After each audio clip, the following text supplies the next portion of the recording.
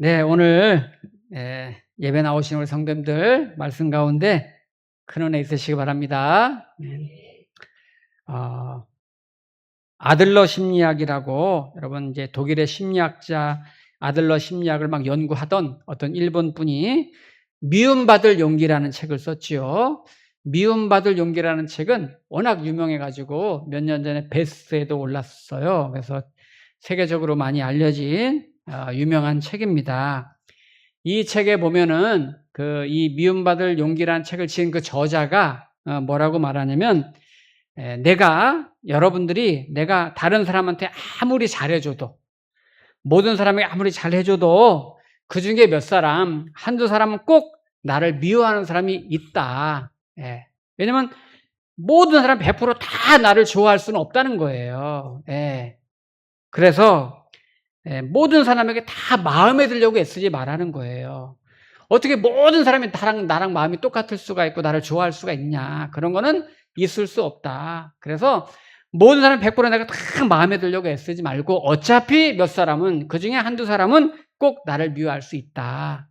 그러니까 내가 이 일은 꼭 중요하고 옳은 일이고 바른 일이라서 해야 된다면 소신껏 원칙대로 그렇게 하고 또 그렇게 인생을 살아가는 것이 맞다. 누구 눈치 보고 누구 때문에 미움받을 거 생각하지 말고 옳은 일이라면 해야 된다는 거죠. 그래서 그러면 이제 실제로 일본에서 있었던 이야기가 거기 나오는데 메이지 천황시대 때 큰 쓰나미가 일본의 그 동남부 쪽으로 이제 막 몰아닥친 거예요. 어마어마한 파도가 이제 바람과 함께 막 이 육지 쪽으로 막 몰아닥쳤는데 그 당시에 많은 사람이 죽었습니다. 인명피해가 났는데 가장 피해를 많이 입은 그 지역에 그 마을에 촌장님이 있는 거죠. 그 촌장이 가만히 보니까 이 쓰나미에 대해서 이제 알아보니까 한 번 몰려올 때 10m 이상으로 막 몰려오는 거예요. 10m 이상 어마어마하게 막 몰려오는 거죠. 그래서 인명피해가 너무 크니까 방파제를 이제 만들어야 되겠다. 방파제를 쌓아야 되는데 15m 이상을 쌓아야 되겠다. 이렇게 이제 마음을 먹고 직원들이랑 정부 보조를 받아가지고 계획을 세우고 진행하려고 하는데 정부하고 다른 관련 기관 단체에서 10m 이상은 안 된다. 무슨 15m를 쌓냐. 10m도 엄청 높은 거다. 높은 거고, 그리고 15m 이상을 쌓으려면 재정도 많이 들고 또 쌓기도 너무 힘들고 무엇보다도 전망이 다 막히기 때문에 그건 좋지 않다. 다 반대를 했어요. 그렇지만 이 마을촌장은 그래도 15m 쌓아야 된다고 자꾸 주장하고 밀어붙이니까 사람들이 저 고집 좀 보라 그러면서 이 촌장을 미워하고 조롱하고 비난했단 말이에요. 하지만 나중에 이 촌장은 끝까지 고집해서 15m를 방파제를 쌓았어요. 그 막 조롱과 미움을 받으면서. 그리고 이제 몇 년이 지나서 일본에 어마어마한 쓰나미가 왔는데 그 지역을 전부 다 막 휩쓸었는데 이 방파제 15m를 쌓은 그 마을에 있는 사람들만 한 사람도 안 다친 거예요. 한 명도 인명피해가 없는 거예요. 그러니까 15m라는 방파제를 쌓을 때 내가 옳다고 생각해서 밀어붙일 때는 욕도 많이 먹고 미움도 많이 받았지만 그래도 옳은 일이라고 생각했기 때문에 그걸 쌓아놨더니 그 마을 사람은 아무도 다치지 않고 많은 사람을 살렸기 때문에 나중에는 이 촌장 너무 잘했다고 그렇게 칭찬이 있었다는 거죠. 우리가 이제 갈라디아서를 보면서 사도 바울은 정말 예수님 만난 다음에 가는 곳마다 전도하고 복음을 전하면서 교회를 세울 때 박해를 많이 받고 미움을 많이 받았어요. 특히 갈라디아 교회도 이 어렵게 정말 목숨을 걸고 박해 중에도 교회를 세우고 왔는데 나중에 갈라디아 교인들에게 거짓 교사들이 들어와가지고 사도 바울이 전한 복음은 잘못된 거다 주장하면서 흔들어 놓을 때 많은 사람이 거기 빠졌단 말이에요. 그러나 이 사도 바울은 역으로 오히려 그럴수록 갈라디아 교인들 찾아가서 그들에게 따뜻하게 정말 미움을 받을지라도 내가 이 복음은 다른 복음이 아니고 진짜 복음이니까 이걸 전해야 된다. 눈치를 보면서라도 이 복음을 내가 전해야 된다.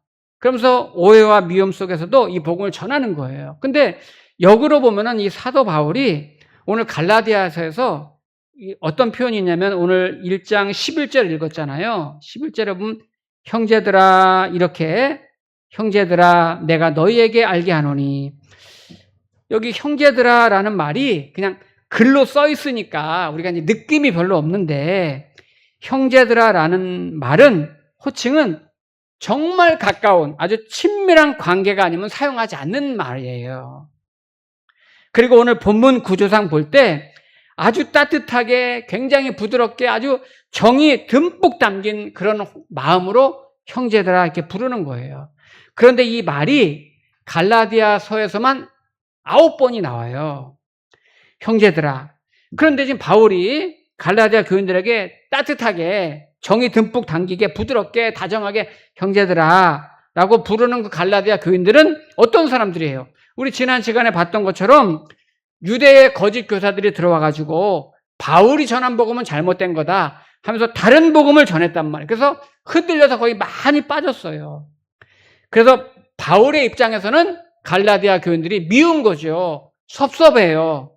약간 배신당한 느낌도 들 거예요. 왜냐하면 자신이 목숨을 걸고서 바른 복음을 전해서 교회를 개척해서 세웠는데 자기 복음이 잘못됐다고 그래가지고 거짓 교사들의 말에 휘둘려가지고 오히려 바울을 오해하고 바울을 의심하고 저쪽으로 많이 따라갔기 때문에 바울의 입장에서는 서운했을 거예요.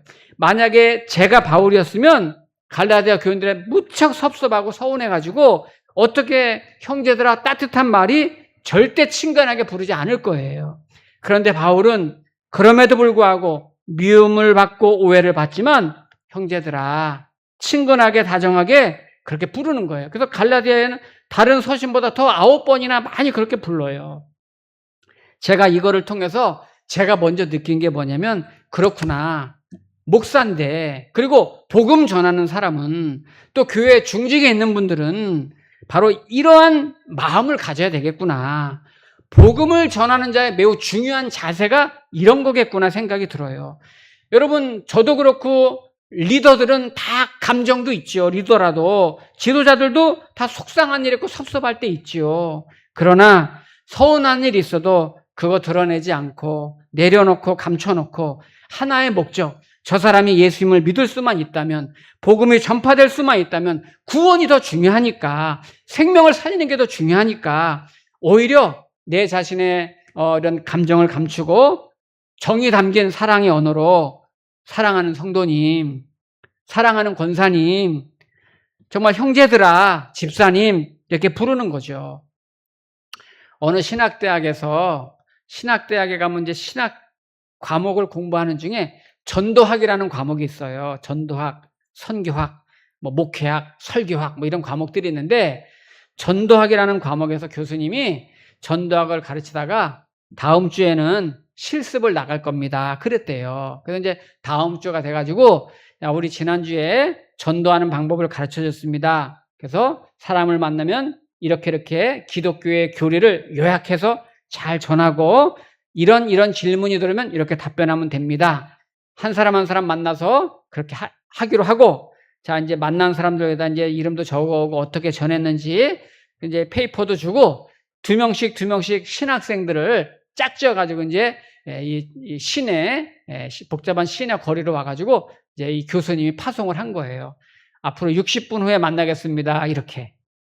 그게 둘씩 짝져가지고 이제 길에 지나가는 분들을 만나는 거죠. 만나가지고 안녕하세요, 교회 다닙니까? 하면서 이제 복음을 저분이 전도지 주는 정도가 아니라 교리를 설명을 해야 되는 거예요. 앉혀놓고서 옛날 그 CCC에서 사형리 이렇게 하듯이 막 설명을 하는 거죠. 이렇게 기독교 복음을 간단하게 소개하고 그분이 믿겠다고 하면 같이 기도도 하고 이렇게 해야 되는데 이제 이렇게 하고 있는데 이제 교수님이 한 30분 지난 다음에 이 학생들이 잘 하고 있나 궁금해가지고 이제 멀리서 이렇게 흩어져 있는 그 신학생들 이렇게 지켜본 거죠. 지켜봤더니 난리가 아니에요.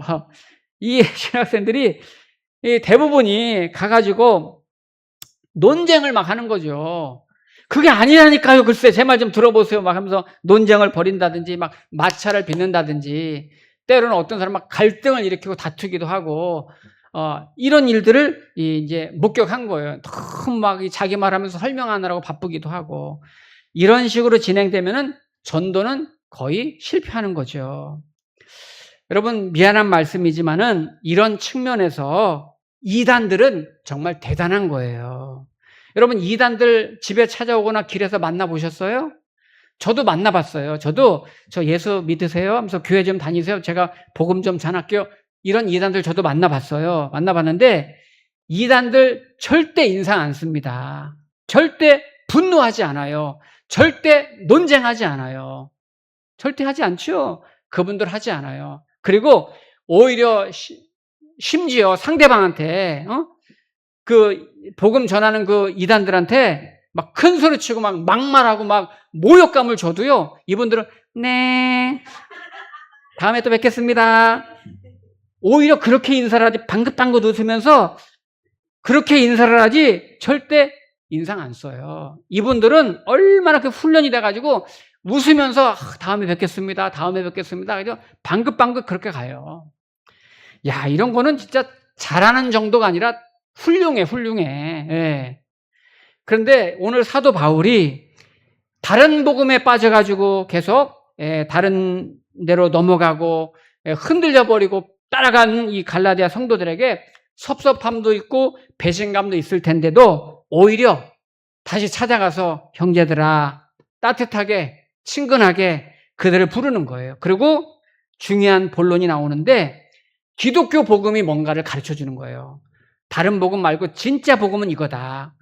우리의 출처가 어디냐, 기독교 복음의 원래 근간이 어디냐를 가르쳐 줍니다. 거기 11절 보면은 형제들아 내가 너희에게 알게 하노니 내가 전한 복음은 내가 전한 기독교의 핵심 복음은 사람의 뜻을 따라 된 것이 아니니라.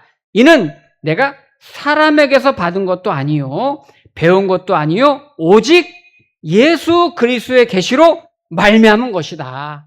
그러니까 다른 복음이랑 다르다는 거예요. 내가 여러분들에게 전한 거는 오직 누구한테 받은 게 아니고 예수 그리스도의 계시로 말미암은 것이다. 여러분, 이것이 우리가 믿는 기독교예요. 우리의 기독교의 복음의 근간, 복음의 출처는 예수 그리스도의 계시라는 거예요. 여러분, 일반적으로 우리 주변에 흔히 만날 수 있는 종교들이 있잖아요. 뭐 이슬람교, 또 여기 이 힌두교, 또 불교, 이런 종교들 있죠. 그런 종교들의 출처는 어딜까요? 출처. 쭉 따라가 보면 출처가 어딜까요?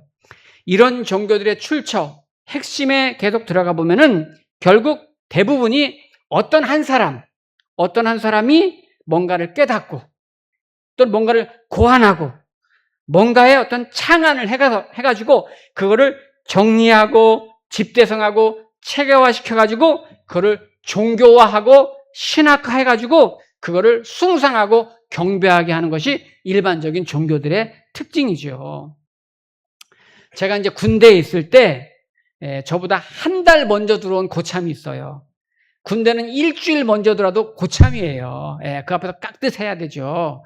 한 달 먼저 들어온 고참이 있는데 그분이 불교 신학생이야. 불교 신학생. 불교는 신학생이라고 하지 않죠. 불교는 이제 승가대학 같은 데 다니는데 불교는 이제 학인 스님 또는 행자 이렇게 부르죠. 신학생들을. 그런데 그 스님들이랑 얘기하다 보니까 어떤 학생이 그러더라고요. 스님이 불교의 끝은 무다. 배추무 이 무가 아니고 아무것도 아니다. 아무것도 없다. 이게 불교의 끝이라는 거예요. 다른 게 아니라는 거예요. 이거를 깨달아가는 게 불교의 가치고 최종 목표다. 그런 설명을 하더라고요. 불교에서 여러분 그런 거잖아요. 욕망 때문에 괴로운 거잖아요. 불교의 교리가 그거냐. 욕망 때문에 괴로우니까 집착하지 마라. 다 내려놔라. 해탈. 그게 이제 불교 교리 중에 이제 주요적으로 있는 거잖아요. 그래서 실제로 우리 그 유명한 스님 중에 한 분도 돌아가실 때 무 하고 죽었잖아요. 무. 아무것도 없다. 아무것도 아니다. 물론 약간 이제 공이라는 개념, 무라는 개념이 허무하다 이런 개념은 아니거든요. 불교에서는. 그렇지만 결국 아무것도 없는 거를 주장하는 거죠. 우리 인간의 끝이 아무것도 없다. 그런데 불교뿐만 아니라 대부분 종교들, 힌두교든 이슬람교든 전부 다 결국 한 사람에 의해서 다 그렇게 만들어졌고 그 끝이 다 그렇게 끝나는 거거든요. 자, 원래 하나님께서 우리 원래 태초에 인간을 지으셨지요.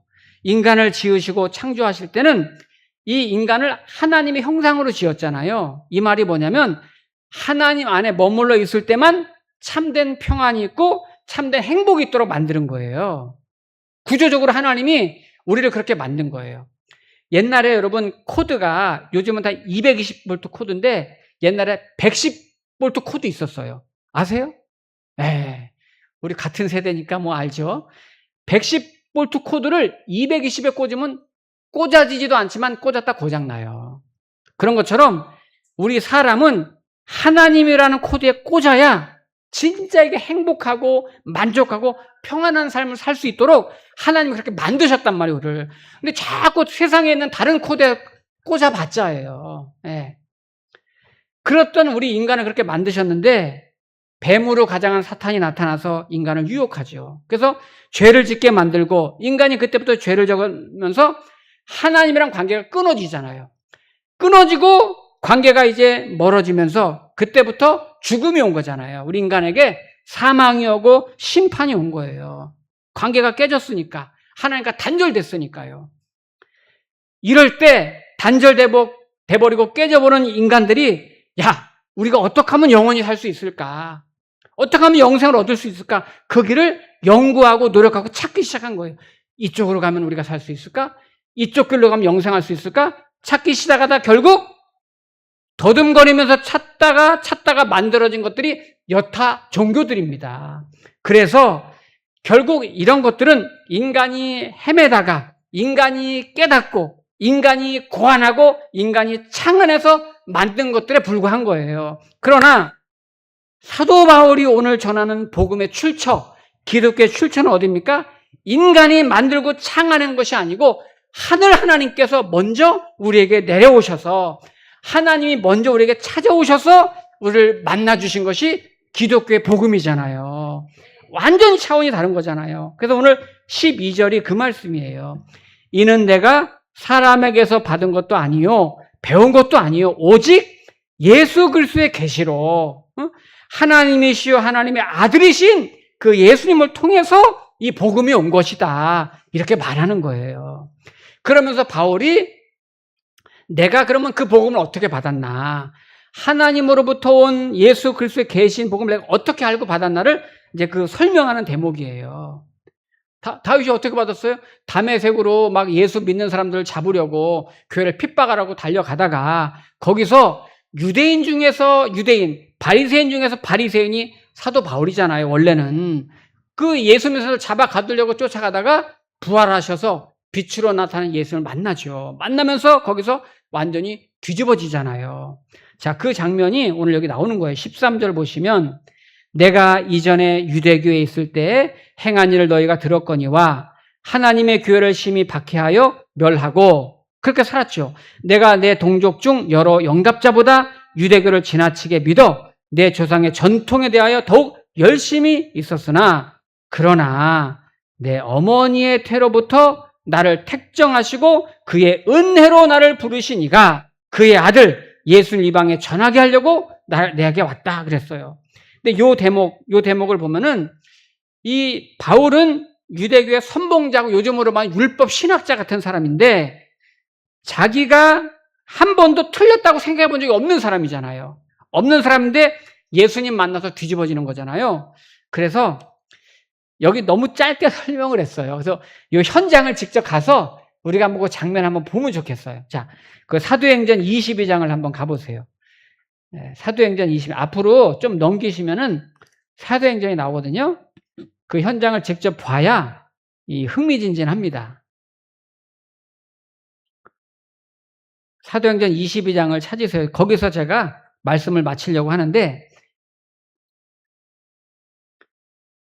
여기 22장에 보면요. 사도 바울이 예수님 만나면서 두 가지 질문을 해요. 이 두 가지 질문이 오늘 결론입니다. 사도행전 22장 제가 4절부터 읽을게요.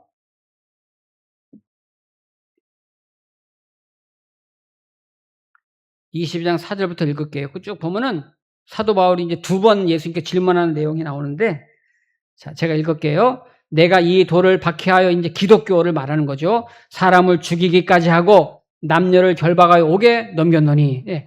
바울은 자기가 틀렸다고 생각한 적 한 번도 없으니까 기독교인들을 박해하는 거죠.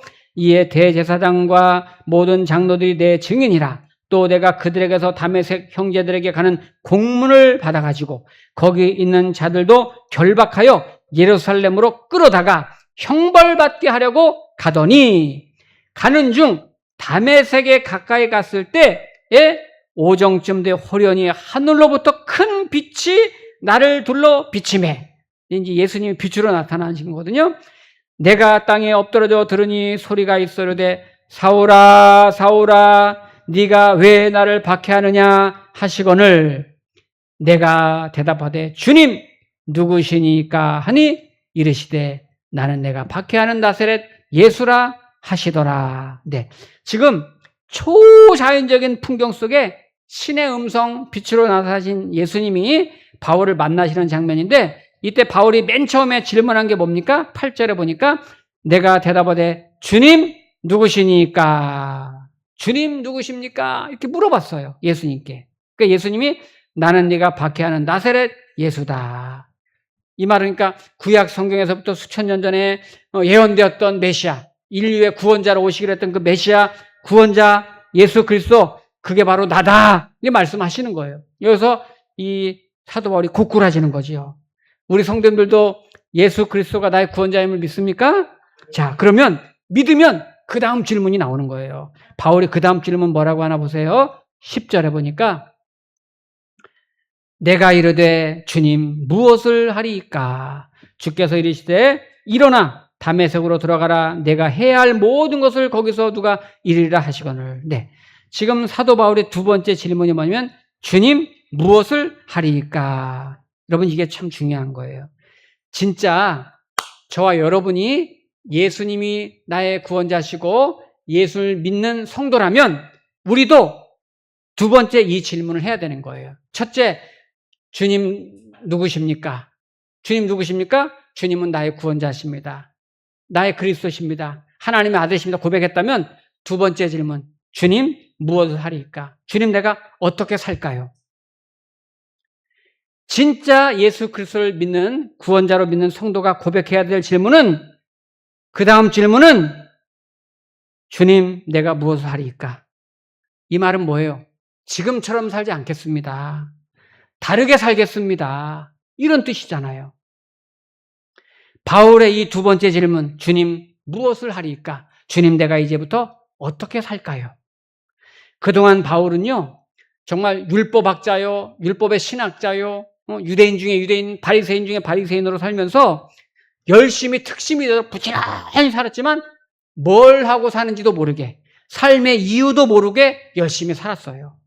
그런데 예수 그리스도, 주님 누구십니까?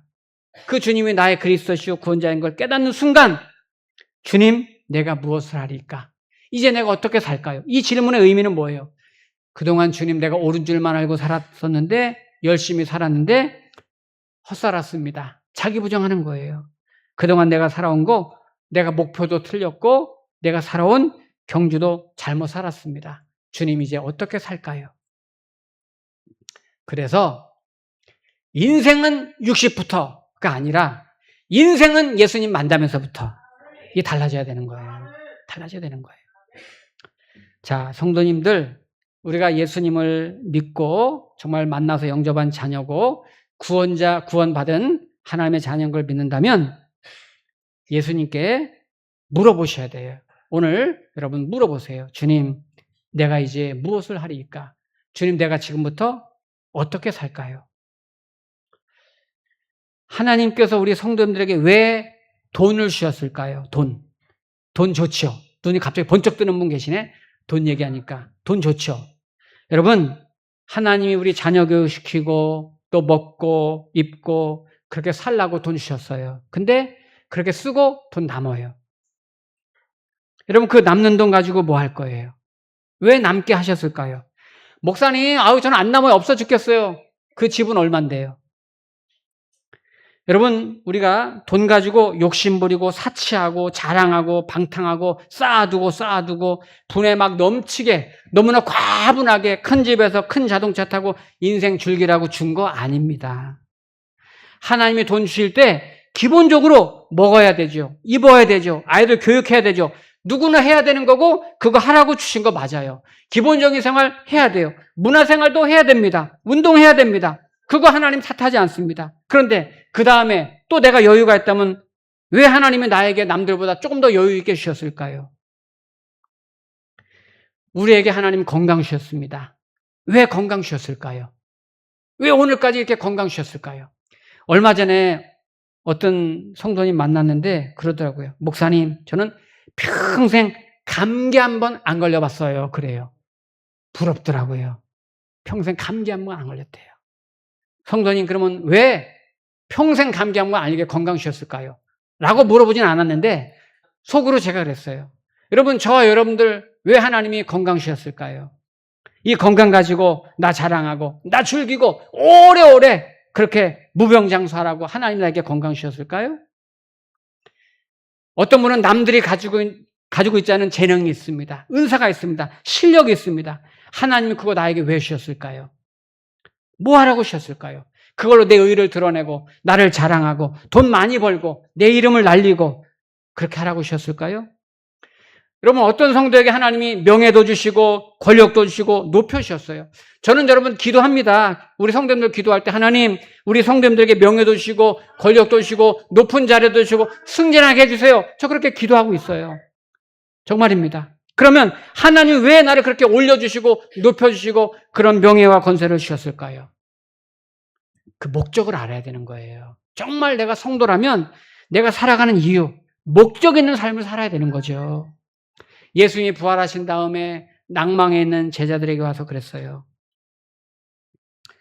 하나님 아버지께서 나를 보낸 것처럼 나도 너희를 보내노라 하면서 세상에 다시 보내시죠. 이것이 우리가 살아가야 될 이유고 목적인 거예요. 주님 우리를 보내셨어요. 예수 그리스도의 계시로 사도 바울은 주님을 고백하고 그리고 첫 마디가 주님 내가 무엇을 하리까? 그 고백 앞에 무너져서 주님께 붙들려 평생을 그렇게 주의 복음 전하며 살았던 바울처럼 오늘 저도 여러분들도 우리 모두 신학생 됩시다 이런 말 하는 거 아니잖아요. 여러분의 삶의 자리에서 이제 남은 인생 동안 나는 주님 무엇을 할까요? 어떻게 살까요? 오늘 기도하는 중에 그런 결단이 있고 또 순종이 있기를 여러분 축복합니다. 아멘. 기도하겠습니다.